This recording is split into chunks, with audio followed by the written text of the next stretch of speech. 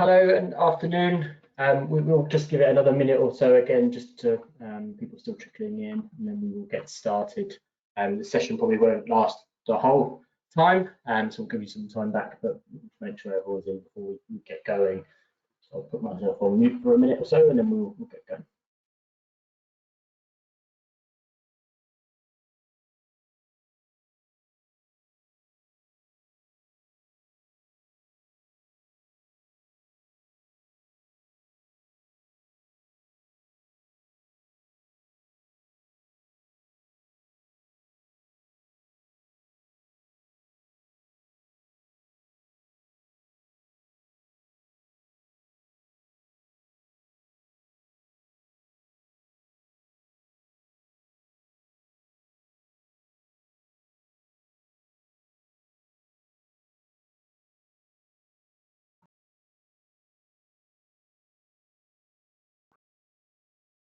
Afternoon, everybody. First, I just want to obviously introduce myself. If some of you weren't on the hybrid infrastructure call this morning, my name is Martin Simon. I'm one of the Microsoft commercial execs here at Bytes, so an overlay to our account team, solely looking at Microsoft licensing, the commercials, and how we get those procurement on specific programs for our customers. So today, in this session, we're going to briefly look at the security components of Microsoft 365 and how we license it. I'm also going to give you a bit of a high-level overview of Microsoft 365 and where that security stack sits.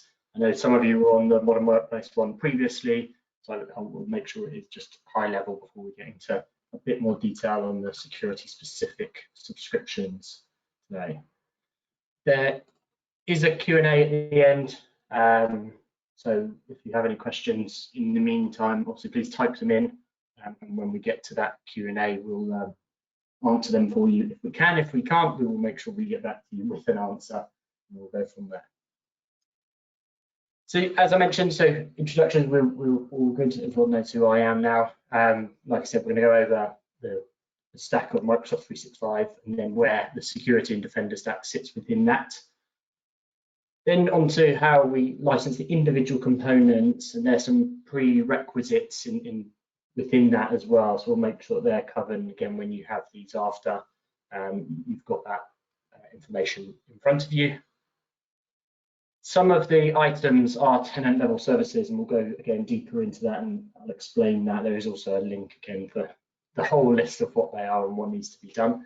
And then we'll look at some potential follow-up actions for you. And then, like I said, a Q&A at the end. But first, and again, very high level, because I know some of you were on the Modern Workplace piece prior, Microsoft 365 E5 and the value that it gives above and beyond E3. So the first one is higher security components, which we're going to go into the details of in a moment. There are then some compliance suites that you can attach on, so additional compliance components within E5. We've then got kind of the telephony side of it, so calling and meetings. You can either use Microsoft as a telco or use your third party. And then there are some analytical tools that obviously come in that E5 component. Again, a lot of this you may already know, but just showing you what that whole E5 stack is above and beyond E3 today.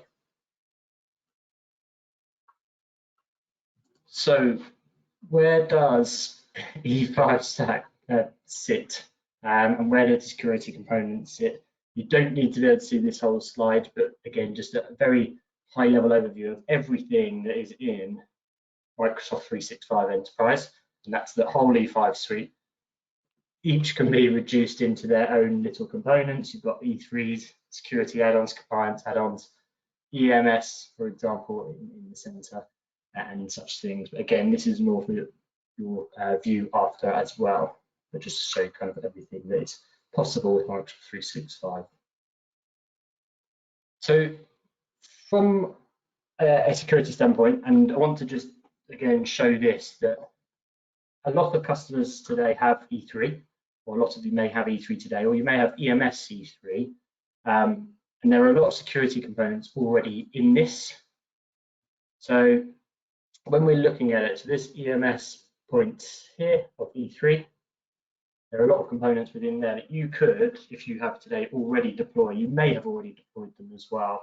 There's a couple of shout outs within there. So Azure Active Directory Premium P1 that comes in this suite already has multi-factor authentication, conditional access, and single sign-on, so securing those identities.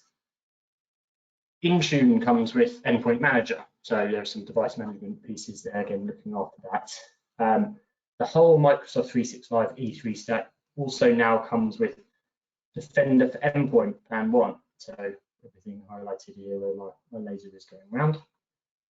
And then there are also specific security features within Windows Enterprise, so device guard, credential guard, etc. So some of you may already have this, may not have deployed it, but it might be an additional layer of security that you may want to move to going forward. So something we'll always try and shout out to you.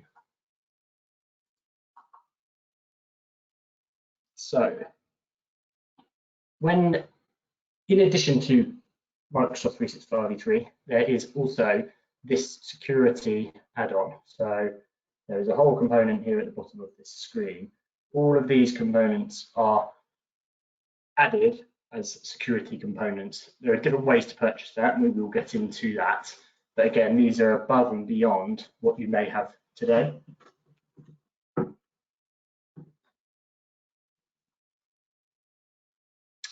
So when we look, I guess, at those individual components, a lot of those components might have prerequisites.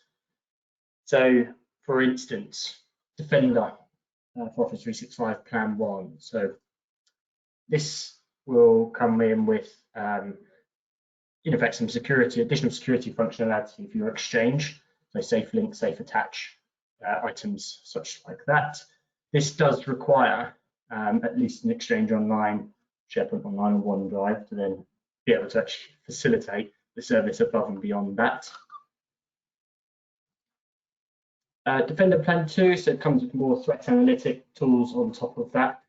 Again, needs to have a minimum of Exchange, SharePoint, OneDrive to actually be able to utilize the features and services that are within that suite.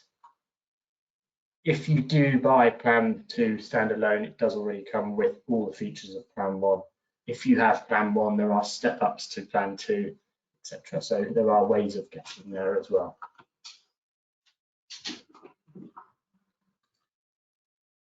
Defender for Identity, which is also seen in EMS. You can just buy standalone if you wanted to. So if you already have EMS E3, or actually if you just wanted Defender for Identity, you could utilize that. It is included in E5, so EMS E5 step up, or again, like I mentioned, on its own. Defender for Cloud Apps, again, another one that you can buy standalone to then look at maybe third-party applications and secure those third-party applications. Very similar to Identity, comes in EMS E5 or as is. And I mentioned earlier about Defender for Endpoint Plan 1. So if you have Microsoft 365 E3 today, you have the services within Defender for Endpoint Plan 1. So you could deploy those security services if you wanted to moving forward. Or you can buy it standalone if you don't have Windows Enterprise today.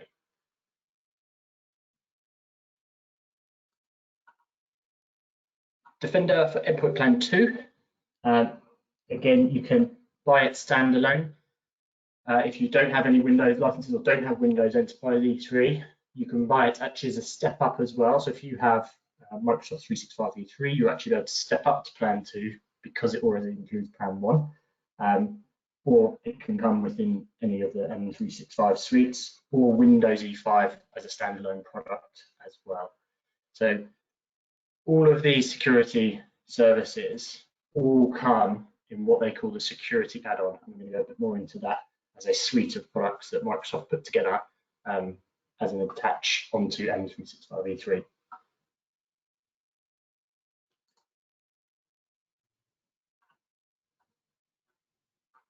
So Microsoft, probably about 2 or 3 years ago, when they had Microsoft 365 E3, the other option was E5 or some standalone components.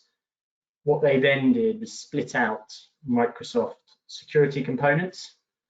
They then split out the compliance components, and then so basically there is kind of a stepping stone to get to full E5, mainly due to, I guess, the commercial jump from E3 to E5, but also to actually drive maybe more of a security conversation, more of those compliance conversations, as these add-ons are easily and more commercially viable potentially for some customers.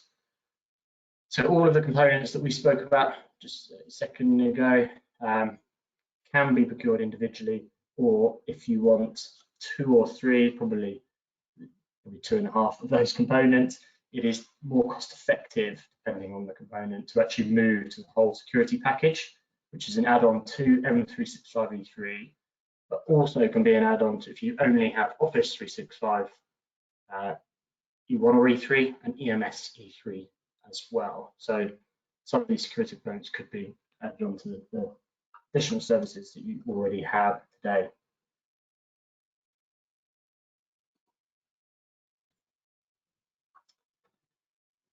A couple of things to think about when looking at security components is a lot of the services are what they call tenant-level services.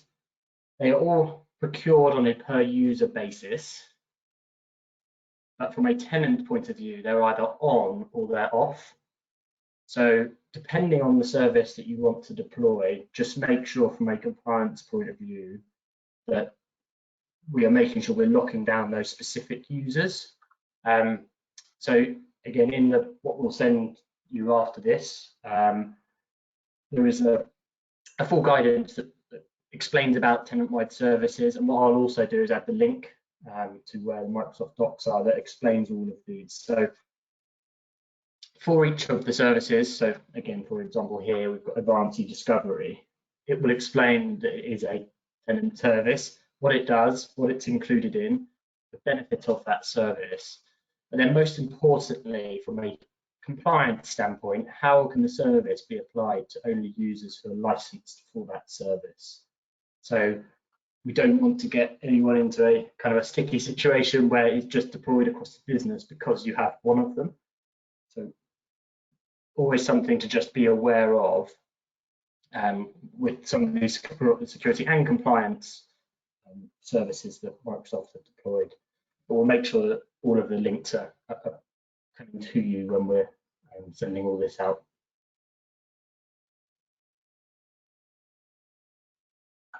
So I guess to ask a question and answer a question. So does everyone have to have a license with those tenant-wide services? If everyone has the ability to utilize those services, yes. But again, it's more intended to benefit from the service.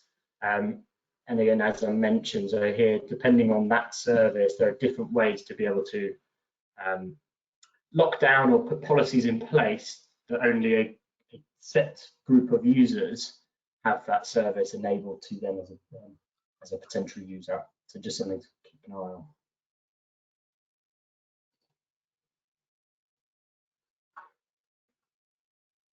If any of the security items that you may have already today or are looking at renewing a contract and security is potentially part of that, there are workshops that we can help facilitate with.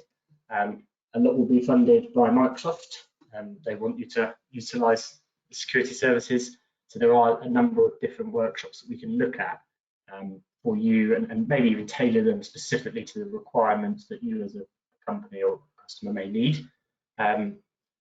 There's 4 on the screen at the moment. I'm not going to go through every single one, but I guess there are also more in the background. So if any of these conversations are happening within your business today and you want more detail from more technical and security-minded individuals here at Bytes, please do get in touch and we can either look at one of the set workshops or maybe even tailor a workshop that best fits you.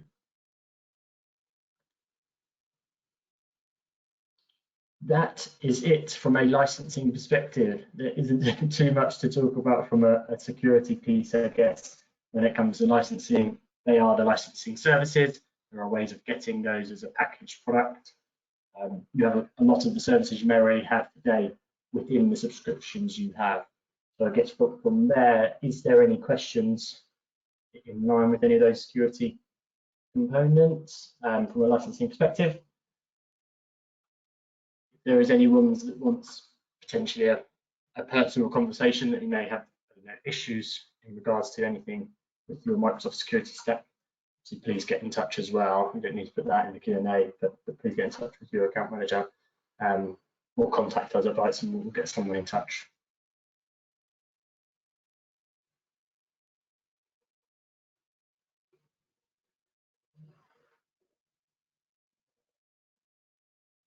Any questions at all? There is the chat there if you do need to or want to.